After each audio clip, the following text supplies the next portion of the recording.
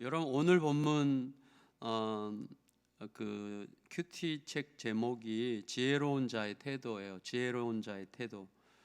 어제 본문에서 또 잠언 전체에서 말하는 지혜가 뭔지 우리가 대략 알고 계시죠? 지혜가 뭐예요? 저 사람 참 지혜롭다 이렇게 말할 때 그것과 좀 다를 수 있겠죠. 잠언에서 우리에게 가르치는 지혜는 교만이나 거만 같은 이 결정적인 어둠이죠. 성경이 가장 경계하는 게 교만, 거만함이라고 하는 이런 결정적인 어둠에 빠지지 않고 하나님의 마음과 하나님의 뜻에 머무르는 거죠. 그게 지혜죠. 하나님의 마음과 하나님의 뜻에 머물러야 됩니다. 그것을 위해서 어떻게 해야 되죠? 하나님의 마음과 하나님의 뜻에 머무르려면 하나님의 마음에서 나온 그 말씀을 붙들어야죠. 말씀을. 내가 누군가의 마음을 함께 한다는 것은 그 입에서 나오는 말이 내 안에 들어오는 거죠. 그래서 말씀을 붙들고 말씀과 함께 걸으면서 하나님을 의지하는 거죠. 거기서 뭐가 솟아올라요? 명철이 솟아올라요.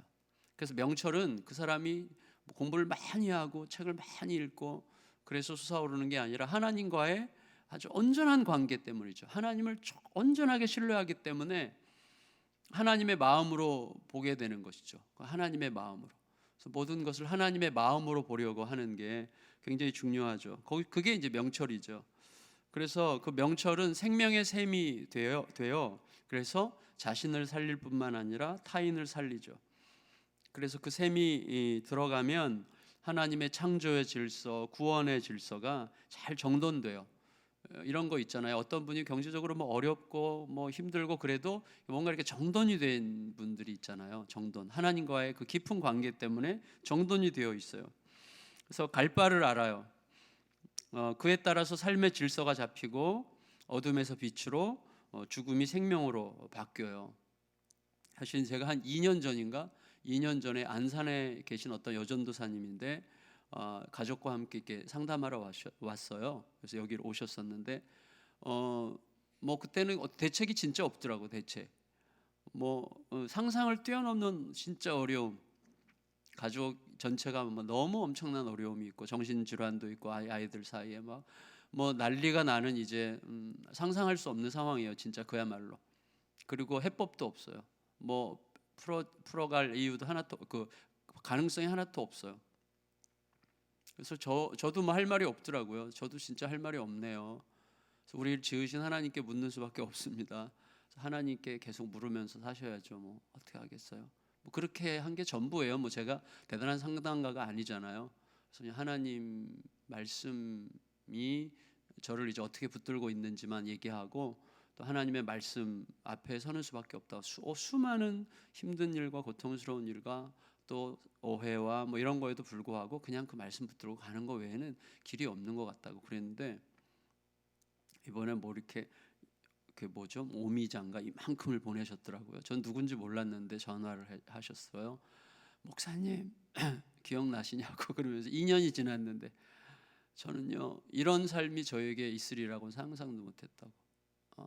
완전히 회복이 돼가지고 가족들이 다 정말 놀랍게 회복됐다는 거예요. 그래서 하나님의 말씀이 이렇게 말씀을 따라서 살아간다고 하는 거. 삶에 뭐 굉장한 변화가 엄청난 변화가 있는 게 아니에요. 중심이 뭐죠? 내 마음이 하나님의 마음에 가 닿아서 하나님이 우리를 진짜로 다스리시는 거예요. 우리는 하나님의 말씀이 우리를 다스리지 않아요. 진짜로 내 감정이 다스리고 내 욕망이 다스리고 내 이기심이 다스리는 거죠. 하나님의 말씀을 사용하려고 하는 거죠. 말씀이 나에게 도움을 주는 도구로만 쓰이기를 바라지 말씀 앞에 엎드리지 않아요. 말씀이 어떻든 간에 나를 지배해야 되거든요. 내가 말씀의 통치를 받아야 되거든요. 그러면 질서가 잡히는 거예요. 근데 대부분이 그렇게 이제 못하는 거죠. 전도서 8장 1절 옛날에 한번 같이 묵상한 적 있죠. 지혜는 그의 얼굴에 광채가 나게 하나니 그의 얼굴에 사나운 것이 변하니라. 이 지혜가 그냥 똑똑한 게 아니라 하나님과의 생명의 관계 속에 머무르는 것이죠. 여러분 지혜를 따르지 않으면 어제 뭐라 그랬어요? 먹고자 하는 욕망, 충동적으로 불을 뿜어내는 말을 내뱉고 다툼을 일으키고 친한 벗을 이간하고 이웃을 미혹하고 나쁜 길로 인도하고 패역한 일을 도모하고 악한 일을 모의하게 되는데, 중요한 건 뭐냐면 이 모든 일들을 하면서 전부 다 자기로서는 그럴 수밖에 없다라고 생각하든지 그렇게 하는 게 자기를 위해서 더 나은 선택이라고 생각하면서 그렇게 한다는 사실이에요. 그렇지만 결국에는 남도 죽이고 자기도 죽이는 파멸의 길을 가는 거예요. 왜 우리가 두려움과 걱정에 휩싸입니까? 하나님을 충분히 안 믿기 때문이에요. 무슨 말인가 하면, 저에게도 하는 말인데, 하나님은 두려워하지 말라고 그러시잖아요. 염려하지 말라고 굉장히 많이 얘기하시잖아요. 이유는 뭐냐면 하나님이 내 안에서 진짜가 안 되고 있는 순간이거든요. 그때가. 물론 우린 두려워해야 할 수밖에 없고, 두려워하지 않으려고 하는 것 자체가 웃기죠. 두려워할 수밖에 없고 염려할 수밖에 없는데, 두려움과 염려가 나를 장기적으로 지배하고 있다면 하나님과 나의 관계에 사실 실제로 문제가 있는 거거든요. 하나님이 나에게 지금 허락하신 그 상황에 대하여 하나님의 마음이 내 안에서 아직 안 들어온 거예요. 이 상황에 대해서 하나님의 마음으로 해석이 되어야 되는데 아직 안 돼 있는 거죠. 그게 안 되는 이유는 뭐죠? 안 믿으면 해석이 안 돼요. 하나님을 안 믿으면. 그래서 여러분, 본의 아니게 빠지는 길에 대해서 오늘 다시 한번 그 지혜 없는 자가, 지혜를 떠난 자가, 말씀을 가볍게 생각하는 자가, 말씀을 고루하게 생각하는 자가, 하나님의 말씀을 멸시하는 자가, 그리고 하나님의 말씀을 안다고 생각하면서도 하나님의 말씀을 안다고 확신하기 때문에 알지 못하는 자, 말장난이 아니고요. 하나님의 말씀을 확신한다고 생각하기 때문에 알지 못하는 거예요. 무슨 말인가 하면, 하나님의 말씀을 알지 못하기 때문에 질문할 수밖에 없는 자라는 사실을 아는 자가 말씀대로 사는 거예요. 난 하나님의 말씀을 안다고 생각하는 자는 질문하지 않습니다.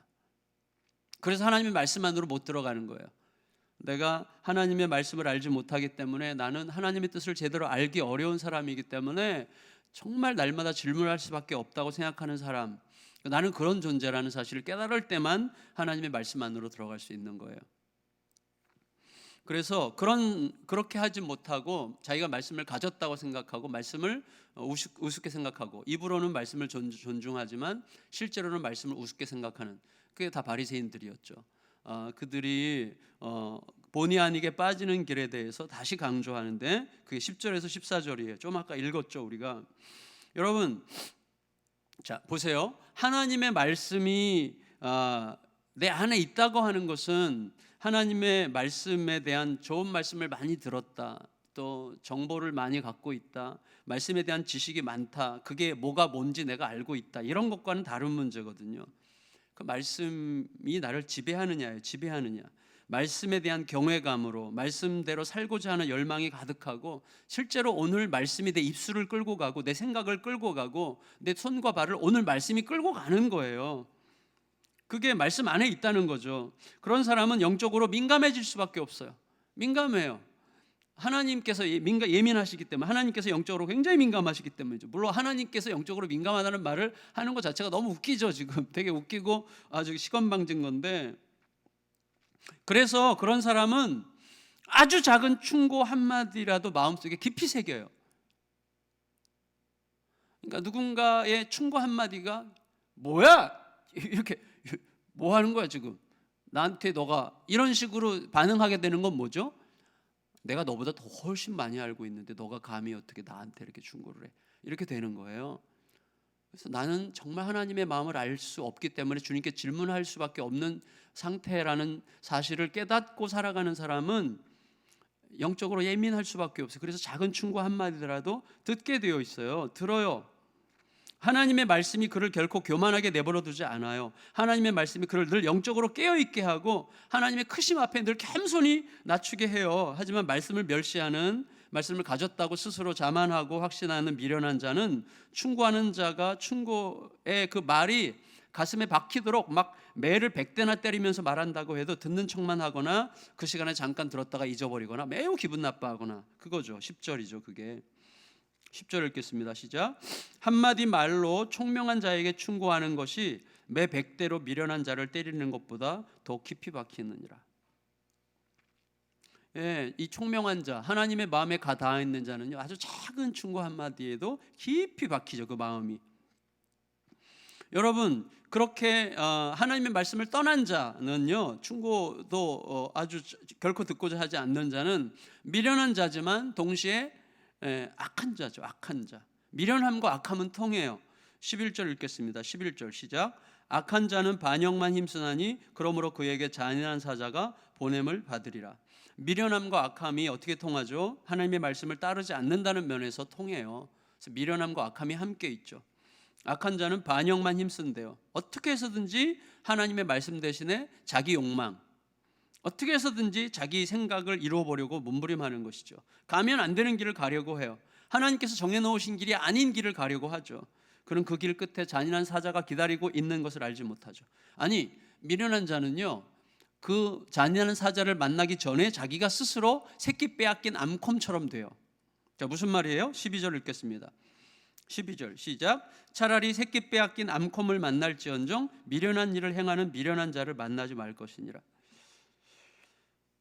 여러분, 이 미련한 자, 하나님의 말씀을 멸시하는 자, 하나님의 말씀을 갖고 있다고 확신하면서도 말씀대로 살지 않는 자, 그에게는 하나님의 말씀과 말씀이 주시는 질서, 평안, 너그러움, 여유, 기다림의 믿음이 없어요.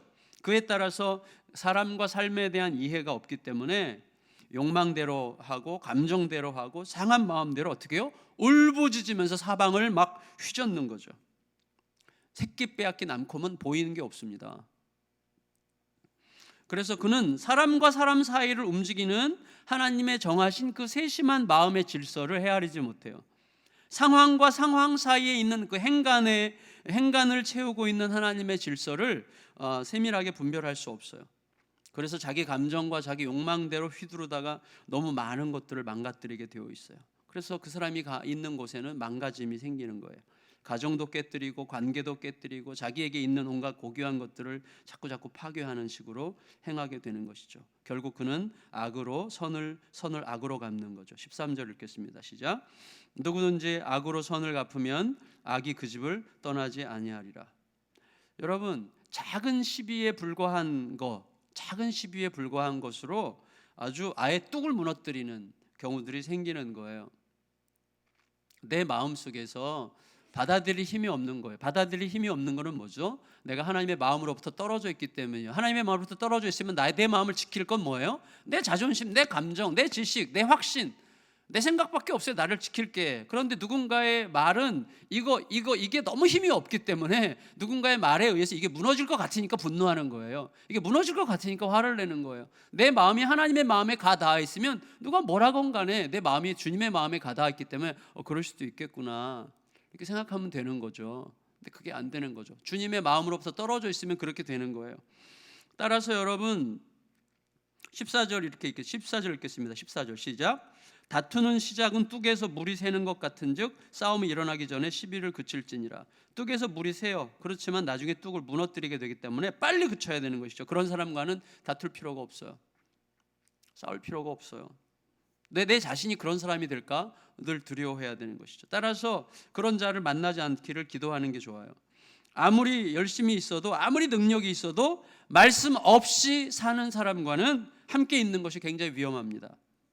그러면 여러분, 하나님의 말씀을 가졌다는 자기 확신 때문에 스스로 거만하고 스스로 교만하고 독선적이 된 이상한 사람, 이런 사람들 말고 진짜 하나님의 말씀 앞에서 자기를 언제나 상대화시킬 수 있고, 여러분, 제가 전에 늘 말씀드렸어요. 여러 번 말씀드렸는데 절 보세요. 말씀 앞에 선다는 것은 어떤 특성이 있어요?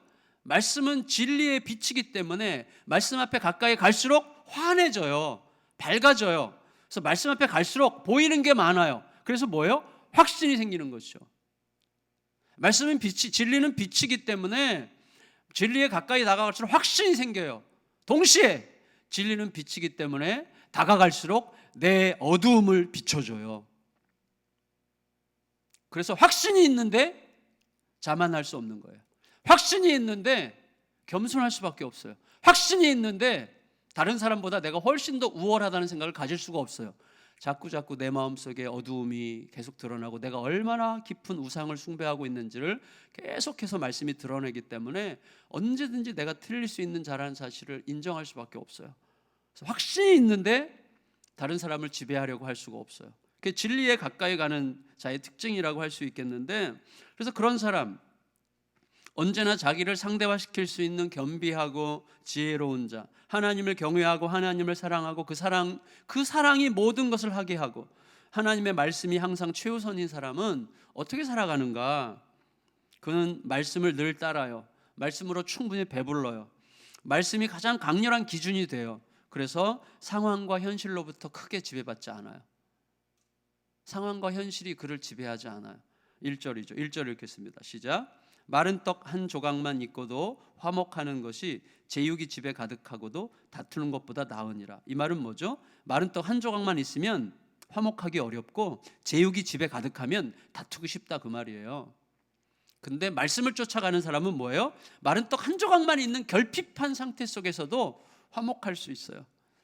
제육이 집에 먹을 것이 천지고 집안에 재산이 넘쳐나도 다투지 않아요. 이유가 뭐예요?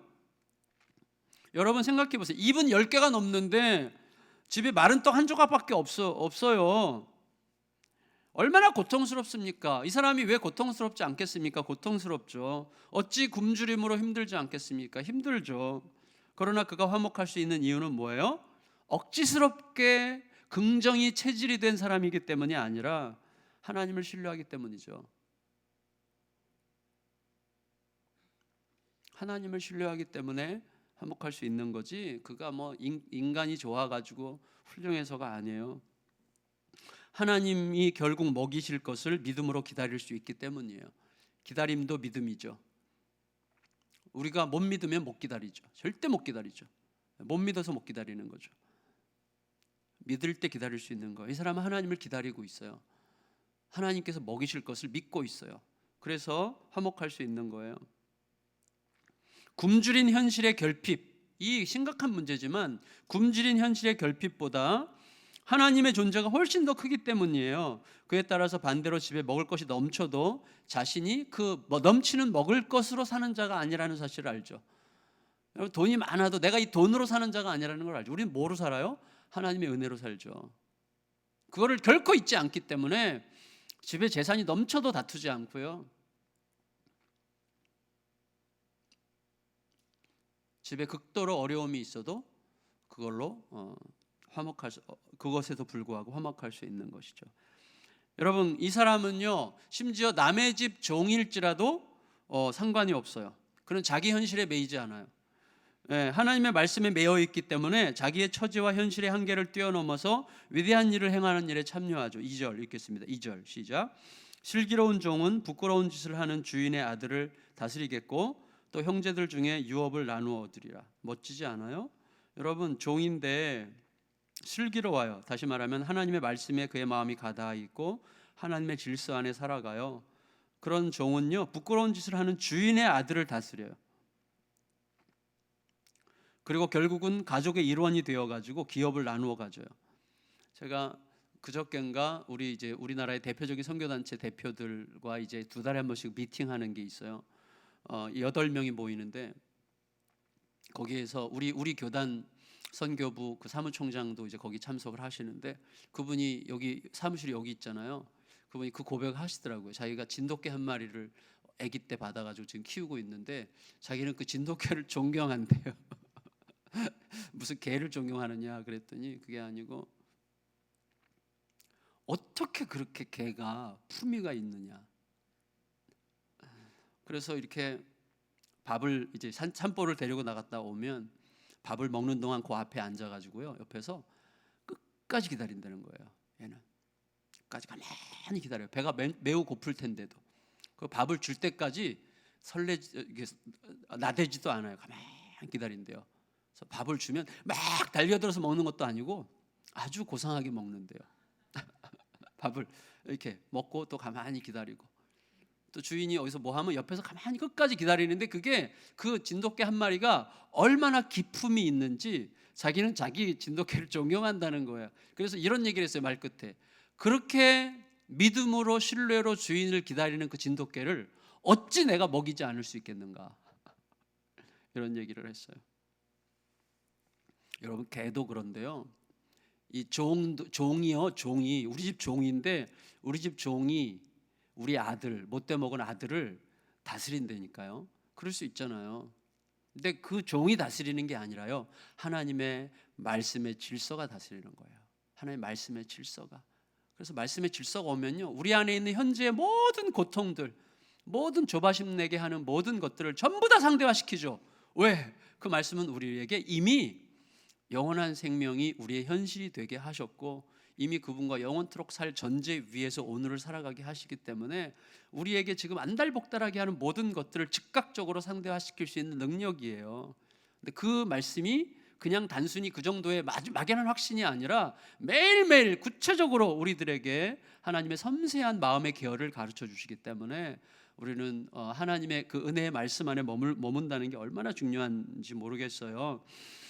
비밀이 뭐예요? 하나님이 그 말씀을 통해 우리의 마음을 깨끗하고 순전하게 연단하시기 때문이에요. 3절 읽겠습니다. 3절 시작. 도가니는 은을, 풀무는 금을 연단하거니와 여호와는 마음을 연단하시느니라. 말씀에 의해서 날마다 다져지죠. 날마다 깎이죠. 날마다 재련되죠. 날마다 재단돼요. 그래서 여러분, 말씀을 붙드는 사람은요, 옛날이나 지금이나 변함없지 않습니다. 옛날이나 지금이나 똑같아. 철만의 말씀입니다. 계속해서 다듬어지게 되어 있어요. 계속해서 깎이고 다듬어지고 변화돼요. 근데 우리가 10년 전이나 지금이나 변함없이 똑같다는 건 뭐예요? 말씀을 안다고 생각하는 그 전제 위에서 그냥 사는 거예요. 말씀 앞에 날마다 순수하게 서면요, 말씀이 우리를 얼마나 깎는지 몰라요. 계속 깎죠. 조각하죠. 우리를 다스리죠. 말씀이 우리를 계속 조각해 가는 거죠. 그래서 그의 마음이 계속 단정하게 구비되도록 트레이닝을 하시죠, 말씀이. 반면에 말씀에서 떠난 자는 중심이 없어요. 자기 기분에 따라 행동해요. 여러분, 이거 있어요. 우리가 종종 뭐 탁구를 치든지 뭘 하든지 이런 얘기 종종 하잖아요. 아마추어로 최고야. 근데 선수 출신을 못 당해. 그런 얘기 우리 많이 하잖아요. 배드민턴도 그렇죠. 선수 출신을 못 당합니다. 우리가 아무리 잘 쳐도 선수 출신을 못 당해요. 다른 거예요. 말씀을 따라 살아가는 사람들이 선수예요. 왜요? 하나님이 지으신 세상에서 하나님의 말씀으로 훈련받고 사는데 선수죠. 하나님 말씀에 떠난 사람은 전부 다 자기 기준으로 살잖아요. 자기 기준. 아마추어는 뭐예요? 자기 기준으로 잘 되는 방식으로 이렇게 하니까 잘 되더라, 요거 가지고 사는 게 아마추어예요. 아무리 잘해봤자 아마추어예요. 그 사람은. 선수는 원래 정해진 기준과 규칙에 따라서, 원래의 질서에 따라서 기본부터 배워가는 사람이죠. 말씀을 따라 사는 사람과 자기 기분과 감정과 자기 생각을 따라 살아가는 사람은 완전히 다를 수밖에 없는 거예요. 진짜로. 그렇게 해서 말씀으로 구비되는 거죠. 그는 좌충우돌을, 말씀에 구비되어 있지 않으면 좌충우돌할 뿐이죠. 여러분, 4절 5절 읽겠습니다. 4절 5절 시작. 악을 행하는 자는 사악한 입술이 하는 말을 잘 듣고 거짓말하는 자는 악한 혀가 하는 말에 귀를 기울이느니라. 가난한 자를 조롱하는 자는 그를 지으신 주를 멸시하는 자요, 사람의 재앙을 기뻐하는 자는 형벌을 면하지 못할 자니라. 말씀이 없는 악행자는요, 자기의 마음에 악을 향한 추구가 가득하기 때문에 악한 말에 귀가 솔깃해지는 거예요. 거짓말과 친해요. 악한 혀에 귀를 기울여요. 중심이 없기 때문에 하나님께서 긍휼히 여기시는 자, 가난한 자들을 조롱해요. 중심이 없어서. 하나님께서 마음 쏟아 불쌍히 여기시는 재앙을 만난 사람들을 보면서 즐겨요. 그렇게 함으로써 그는 결국 하나님을 멸시하는 자로 더욱 굳어지고 하나님으로부터 점점 더 멀어져서 영적인 혹한 길을 스스로 초대하는 거죠.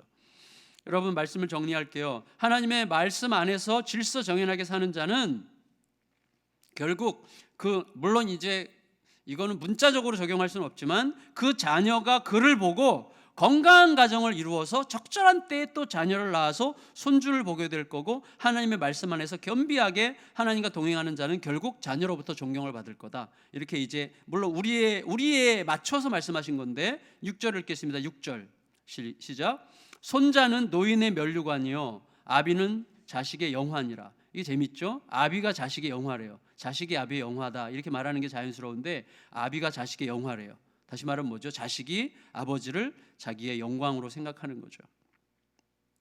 근데 노인은 손자를 봄으로 자기에게 면류관을 삼는 거죠. 여러분 참 이거 굉장히 설명이 많이 필요한 부분 같이 느껴져요. 굉장히 재밌을 것 같은데 좀 더 시간이 있으면 더 묵상하고 싶습니다. 근데 여러분, 그 사람은 지나친 말이나 거짓말과는 거리가 멀어요. 7절 읽습니다. 7절 시작. 지나친 말을 하는 것도 미련한 자에게 합당치 아니하거든 하물며 거짓말을 하는 것이 존귀한 자에게 합당하겠느냐 그랬어요.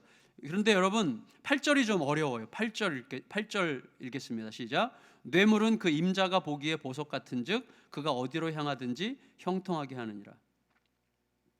그래서 이게 지금 갑자기 왜 이게 튀어나왔을까 이렇게 생각이 돼요. 갑자기 왜 뇌물 얘기를 했을까? 그리고 뇌물을 굉장히 긍정적으로 보는 것 같이 적었어요. 뇌물은 그 임자가 보기에 보석 같은즉 그가 어디로 향하든지 형통하게 하느니라.